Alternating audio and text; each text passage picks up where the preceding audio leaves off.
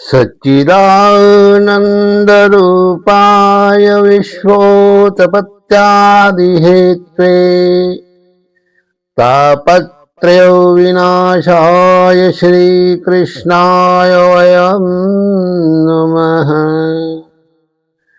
श्री सच्चिदानंद स्वरूप भगवान श्री कृष्ण जी को हम नमस्कार करते हैं, जो जगत की उत्पत्ति, स्थिति और विनाश हेतु तथा आध्यात्मिक, आदि दैविक और आदि भौतिक तीनों प्रकार के पापों को नाश करने वाले हैं।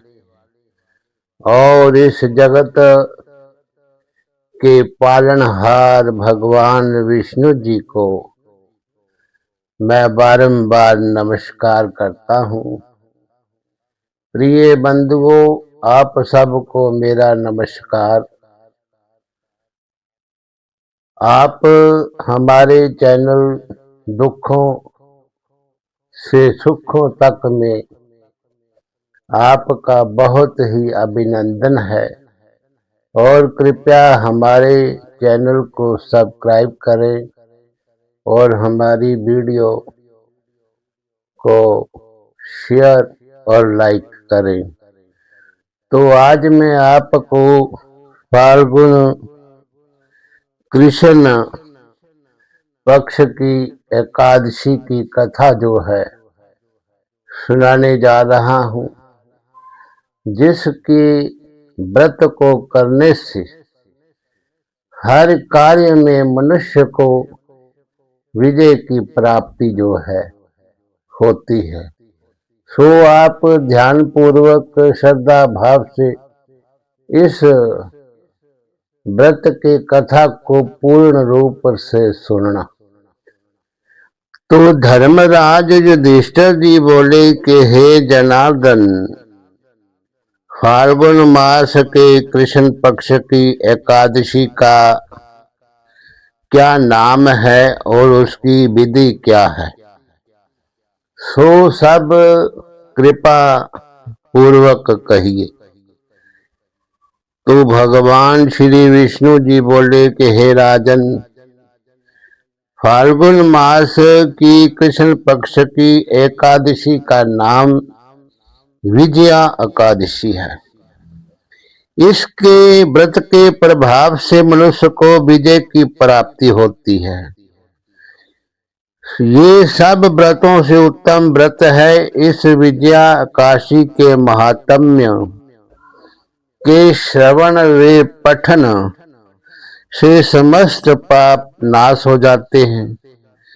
तो एक समय देव ऋषि नारद जी ने जगत पिता ब्रह्मा जी से कहा कि महाराज, आप मुझे फाल्गुन कृष्ण पक्ष की विजया एकादशी की विधि विधान जो है बताइए। तो ब्रह्मा जी कहने लगे कि हे नारद, विजया एकादशी का व्रत पुराने तथा नए पापों को नाश करने वाला है। इस विजया एकादशी की विधि मैंने आज तक किसी से भी नहीं कही। ये समस्त मनुष्यों को विजय प्रदान करती है। त्रेता युग में मर्यादा पुरुषोत्तम श्री रामचंद्र जी को जब 14 वर्ष का वनवास हो गया, तब वे श्री लक्ष्मण तथा सीता जी के सहित पंचवटी में निवास करने लगे। वहां पर दुष्ट रावण ने जब सीता जी का हरण किया, तब इस समाचार से श्री रामचंद्र जी तथा लक्ष्मण अत्यंत व्याकुल हुए और सीता जी की खोज में चल दिए। घूमते घूमते जब वे मरणासन जटायु के पास पहुंचे, तो जटायु उन्हें सीता जी का वृत्तांत सुना के स्वर्ग लोक को चला गया। कुछ आगे जाकर उनकी सुग्रीव से मित्रता हुई और बाली का वध किया।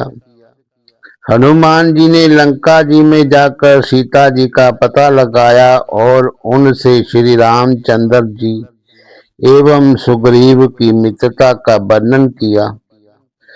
वहां से लौटकर हनुमान जी श्री रामचंद्र जी के पास आए और सारा समाचार सुनाया। श्री रामचंद्र जी ने वानर सेना समेत सुग्रीव की सम्मति से लंका को प्रस्थान किया। जब श्री रामचंद्र जी समुद्र से के किनारे पहुंचे तब उन्होंने मगरमच्छ आदि से युक्त उस अगाध समुद्र को देखकर लक्ष्मण जी से कहा कि इस समुद्र को हम किस तरह से पार कर सकेंगे। तो श्री लक्ष्मण जी कहने लगे कि हे मर्यादा पुरुषोत्तम, आप आदि पुरुष हैं, सब कुछ जानते हैं। यहाँ से आधा योजन दूर कुमारी द्वीप में वक्दालभ्य नाम के मुनि रहते हैं। उन्होंने अनेकों ब्रह्मा देखे हैं। आप उनके पास जाकर इसका उपाय पूछिए।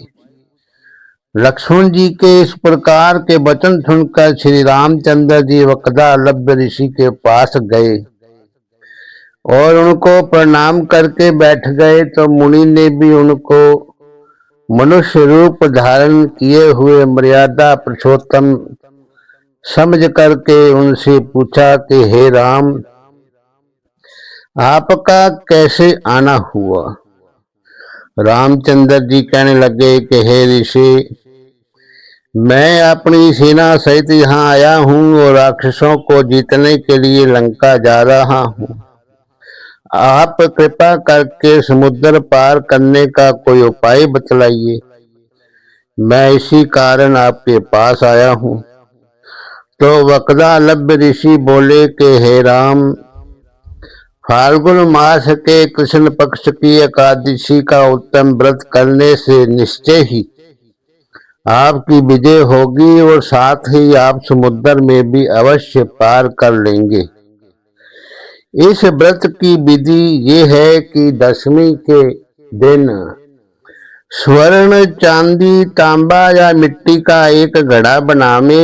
उस घड़े को जल से भरकर तथा पंच पल्लव रख कर वेदिका पर स्थापित करें। उस घड़े के नीचे सतनजा और ऊपर जौ रखें। उस पर श्री लक्ष्मी नारायण जी की स्वर्ण की मूर्ति स्थापित करें। एकादशी के दिन स्नान आदि से निवृत्त होकर धूप, दीप, नैवेद्य, नारियल आदि से भगवान की पूजा करें।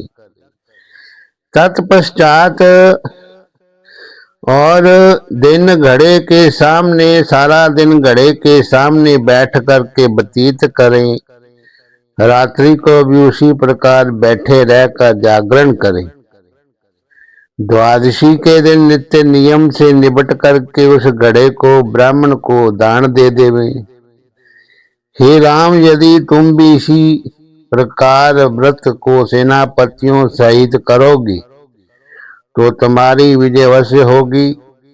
श्री रामचंद्र जी ने ऋषि के कथनानुसार इस व्रत को किया और इसके प्रभाव से दैत्यों पर विजय पाई। अतः हे राजन, जो कोई भी मनुष्य विधि पूर्वक इस व्रत को करेगा, दोनों लोकों में उसकी अवश्य विजय होगी। श्री ब्रह्मा जी ने नारद जी से कहा था कि हे पुत्र, जो कोई भी इस व्रत के महात्म को पढ़ता है या सुनता है, उसको भी वाजपेय यज्ञ करने का फल जो है प्राप्त होता है। हरि ओम तत्सत। नमो नमः। श्री कृष्ण गोविंद हरे मुरारी, हे नाथ नारायण वासुदेवा। श्री कृष्ण गोविंद हरे मुरारी, हे नाथ नारायण वासुदेवा।